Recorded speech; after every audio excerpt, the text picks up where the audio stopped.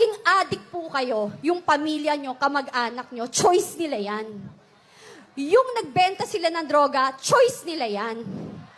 Yung naging drug lords and drug dealers sila, choice din nila yan.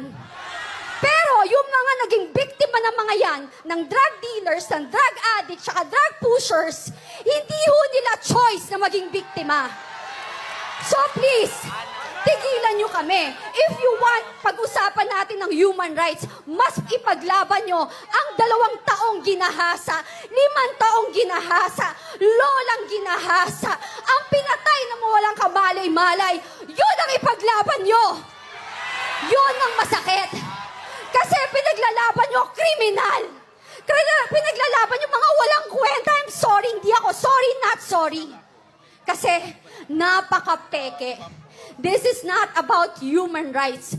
This is a political assassination. Kasi kung kampante kayo at talagang confident kayo na ang liderato nyo ay nasa tama at okay, hindi kayo manggigipit ng tao.